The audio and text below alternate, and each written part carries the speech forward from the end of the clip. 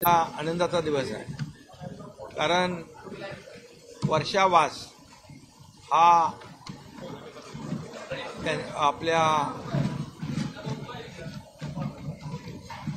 भंतेजींच्या भिक्खू संघाच्या दृष्टीने अतिशय महत्त्वाचा दिवस असतो आणि वर्षावास या महिन्यामध्ये वर्षावर त्यांना भोजनदान, चिवरदान आणि हे आज आपल्याला करायचं होतं धम्मदान, चिवरदान, धम्मदान आणि भोजनदान ही करण्याची माझी इच्छा होती. ती आज पूर्ण झाली आणि सर्व भंतेजी आज या कार्यक्रमामध्ये आले.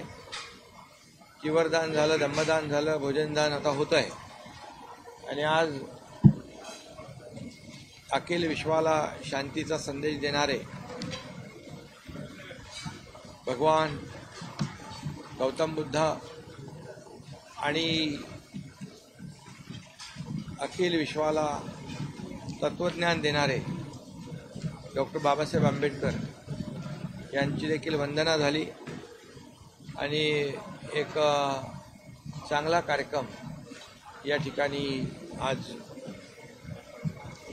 होतोय, याचा आनंद आहे मला. खरं म्हणजे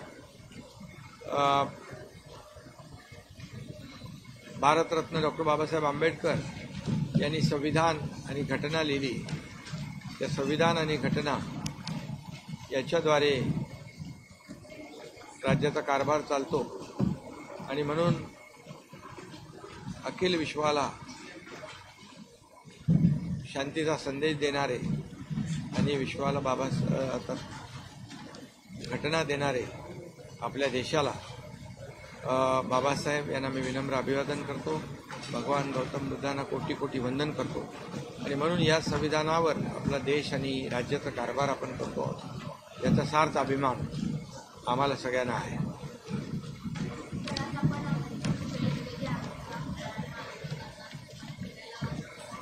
आणखी एक मी या ठिकाणी सांगू इच्छितो. बाबासाहेबांच्या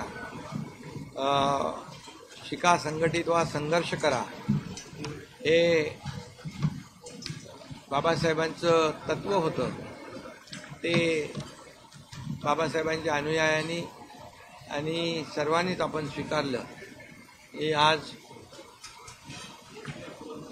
आपलं राज्य देखील शिक्षणामध्ये अग्रेसर आहे आणि आणखी आपण त्यामध्ये शिक्षण असेल, आरोग्य असेल,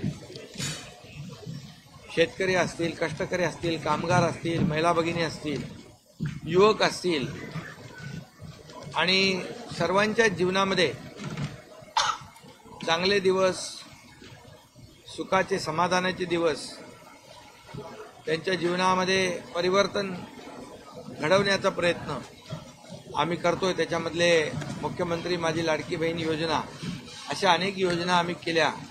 एकीकडे पायाभूत सुविधा म्हणजे प्रकल्प, दुसरीकडे कल्याणकारी योजना आणि या राज्यामध्ये उद्योगधंद्यांची भरभराट, असं एकंदरीत विकास आणि कल्याणकारी योजनाची सांगड आम्ही घालण्याचा प्रयत्न केलेला आहे आणि त्यामधून असे